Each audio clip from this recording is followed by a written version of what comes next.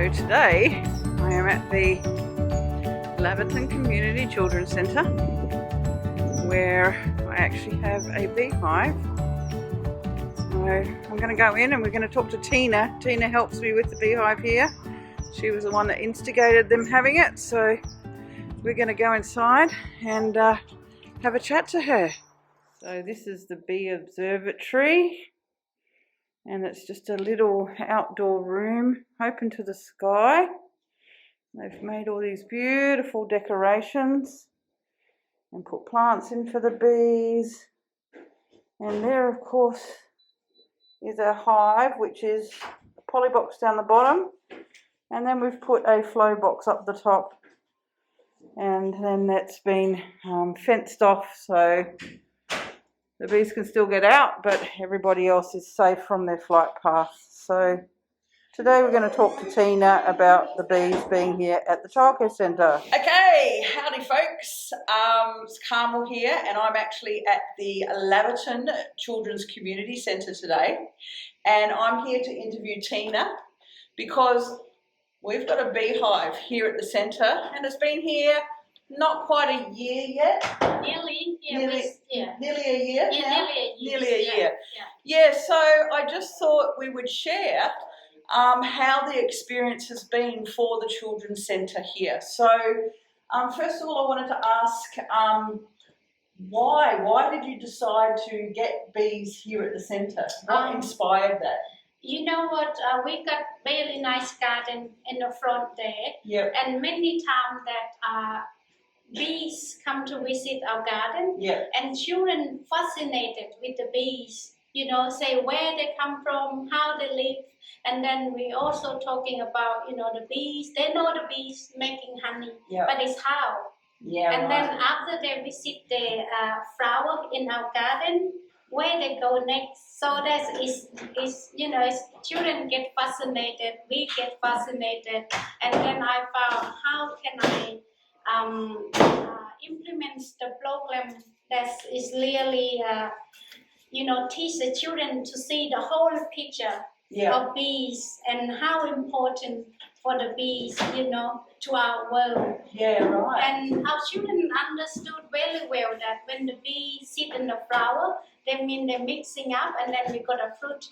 Because we have very nice peach tree in our yard. Right, when it's blooming, it was full of bees. Right. And then we keep saying, yeah, leave the bees, so we're going to have a nice fruit.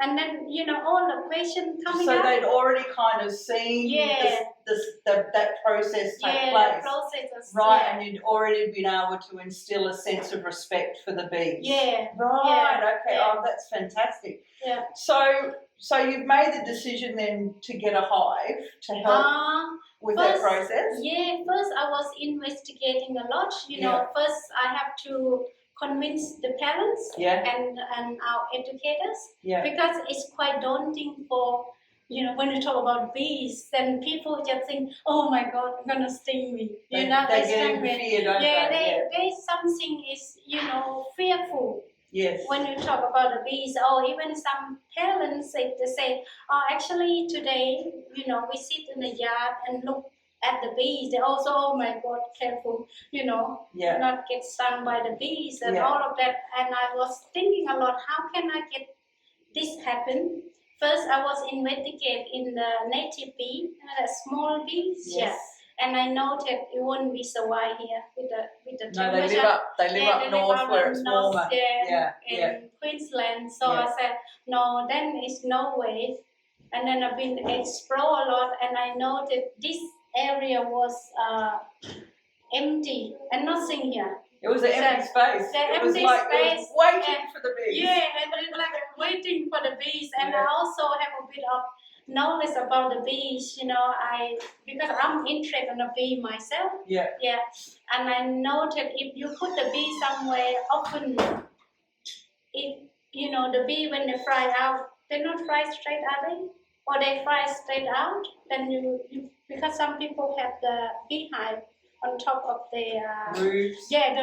Because that way they go out like that. Yeah. And what we can do here, we can just screen it off so the bee not to go direct to the Yeah, people. you've made the walkway behind safe by putting the fence there, but they can still get out. I think the most challenging is how we convince our team. Right. Yeah, because this door is like our exit door. Yes. People say, "Oh no, I'm not gonna come in anymore." So there was a bit of concern about that. And I'm quite fascinated too because this bee gives so much knowledge about them to our educator as well. Yeah, so not only the kids are learning, the educators are learning too. The educator and the parents, because this area, when the children go into kindergarten, they use this area for waiting. Yes. And that's encouraged a lot of this window gets a lot of traffic. A lot of traffic, and then they talk about that and bring the conversation home and expand it out. And we got feedback from the parents like, "Oh, look, I'm talking to my family in USA. Talk about the childcare of Beehive." Right. So there's been a real ripple effect. And then every morning we come in, you hear from the parents say that some of the child tell us about the bee, about they observe how they see the yellow thing in the in the bee life and everything. The pollen on their legs. The pollen on the leg. Right. Okay. So the kids are now also kind of teaching their parents about stuff that they see and observing. Right. So let's backtrack a little bit. So you've convinced everyone that it's going to be okay in a beehive, and you found me, and I'm so blessed. So then how did you go about being able to fund something like this? Because we spoke about the hive and you being trained for the hive, and then I actually purchased the flow frames especially so that we can harvest the honey when that comes, and then there was some talks with the kids as well. So we kind of worked out this whole package for you. And we quite fortunate that our Hobson base really support in our council. The council with the environment, sustainable practice in the childcare centre. Okay, so they're encouraging that sustainability. Yes, sustainability. Right. Actually, when I went to one of their workshops about the beeswax. Making beeswax lab. And then I asked Dominic. She's the organizer that time. I said, "Oh, Dominic, can I apply for funding for the Beehive?" And then she said, "Go for it. That is a great, project, and no one have done it before." So that's from there, and then we got money from Hobson Bay City Council to support this project. Fantastic. And then you went out and you got yourself a suit. And then I went out. I think I was talking to you first. I've been searching around for the beekeeper. And I actually make a lot of contact from your group, the bee, what do you call that? The Werribee. So Werribee is down in the Wyndham Council, and Hobson's Bay's right next door. So we're kind of around the same area. So it was the Werribee, which is the Werribee Bee Club. I did join the group, and then I picked a few people, and sent them messages, and then finally I found you. Fantastic. Awesome. And so obviously we've had lockdowns in and out of COVID, and we had to kind of delay getting the hive here, but finally it arrived. And what we did is we put in place, I did a couple of talks because it's a childcare centre, different kids come on different days. So I did a couple of talks, and we spoke about, we looked at which foods you wouldn't get if you didn't have pollination. We looked at how that pollination process takes place. This is all very simply, of course. We looked at what happens to a bee if it stings, so the bee will actually lose its life. And then we looked at, being safe around the bees and what the kids could do to stay safe, and spoke about the fact that bees are quite gentle, but they can be defensive if they feel threatened. So if you move slowly and you leave them alone and you're loving towards the bees can just go off and do their job. And so the only time really that that there's more concern is, you know, when we check the hive, and that's when we wear our suits. And the kids at this stage are not involved in that. They get to watch through the window. So the children have learned to be safe around the bees, haven't they? Yeah. We also have a special first aid kits for the bees. Right. Yeah. A bee sting first aid kit. I love it. Yeah, excellent. So what's inside that first aid kit for people I that think might be we wondering? have, that thing to spray the bee out and Because you scrape the bee sting and not pull it. The bee sting. And we also have the EpiPens and everything. Antihistamine. It's Fantastic. So you prepared all of that. Yeah, prepare all of that because whatever we do in childcare, we need to have risk assessment. Yes. Yeah, to provide with that as well. Yeah. Fantastic. Or risk assessment have sent to the parents, so ensure that there is a safety precaution that we've been working. So that kind of reassured them that it was going to be okay. And obviously I picked out a very gentle hive with some beautiful girls. Okay, so and then we got to actually harvest some honey. We cut out a frame and we put it through the crusher. And then you had an extra frame one day of honey which I gave you. And the kids, did they get to have that on pancakes or something like that? Oh, actually, now often every morning they have honey toast for the honey toast from the hive here. And I bet they talk about that. They told the parents, that how they straight honey straight out from the hive. It's interesting. Last year we gave them honey for the everyone Christmas present, the little jar. The little jar. And the top was a child went to house with his parents, and then they saw the jar of honey, and the parents said, "Oh, we're gonna buy." And the child tell the parents, say that no, that's not a real one. A real one have to come from the hive, from our childcare center. That's not a real honey, You can't buy it from the shop. No, and he said, the real one is Tina squeeze it out, that's a real honey. Oh, isn't that gorgeous? Yeah. Awesome. So the kids have been learning about bees, learning about pollination, learning about the cycle of life. What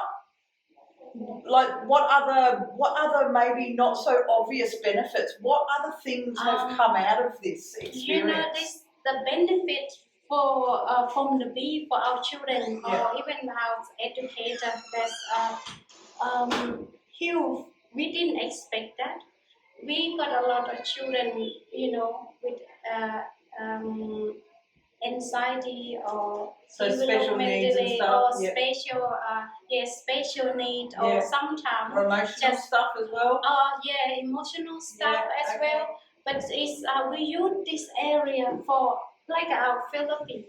If the children struggle in the classroom, they often say, "Oh, this is too noisy for me. Should we go for a walk to look at the bee?" Or some, So this is like a therapy space, Yeah, or sometimes they feel like really high. They can't calm themselves down. And they will know that, can I go and have a look at the bee? And they'll bring them, they'll want to come here themselves. And then our educator will take them and we sit there. And they, you can see that moment when they sit there, just look at the bee in and out from the hive, and then all the stuff what in their mind, just that's out. They will tell us why. So beautiful. Why they're feeling that way, and so it also frees them up to be able to talk about what's going on. Wow. Okay. And we have educators that she freaked out with everything, all the insects, especially bees. She. Before she said if she saw bees, she feel that she can't breathe. Right, so you had a staff member with anxiety. And now she can sit here for hours. They become her favourites. Yes, favorites, or sometimes, you know, our work, our nature of work quite be hectic sometimes and busy all the time. It is like a quiet you can sit To and just come observe. and be Yeah, with the bees. also we use this area to settle the children in. When they just start, you know, they go into those unsettled mode, and you know, we just walk them around here, and we sitting there and bonding between the children and educator, listening together, and I think that is a plus. That's the most benefit we can see. Yeah, you know, it's really for our center. And you didn't even see that coming. No, wow. no. Yeah, that's beautiful. Wow, that's amazing. Even though children with difficulty with their communication, but when they sit there and calm, you should see the word that come out. Really? Encouraging. You know, they will say things. They will talk to you about the bees and all this. Yeah, it's really. I think we should have someone starting into this. So every childcare centre needs a beehive, you think? Yeah. See ya. One of the little ones walking past. Yeah, it's just it's blown my mind too. I didn't expect that. Yeah, right. Yeah, I didn't expect that. An unexpected bonus. Yeah, unexpected, and it's a big plus too. You know, that what we need. We teach children how to self-regulate, and you know how to recognize their emotion, and now they know. Is it called emotional regulation? Yeah, emotional regulation. Regulation, self-regulating. Yeah, self-regulating. Yeah, right. Yeah, great. So this has been a very useful tool for that. Yes, and many times Who would have thought? Yeah, when I walk into there, someone will come to me. Oh, Tina is so busy here. I need a break. Can you please take me to the Beehive? Wow, that's amazing. So before we finish today, is there anything else you'd like to share? Anything else that comes to mind? You know, the benefit of having the bee here, I found that I can't describe more, you know. For example, we really we really want to encourage people to take care of our environment. Yeah. And within the bee here, the benefit is, you know, the conversation spark. And the ripple in our in our community. Yeah, right. It's really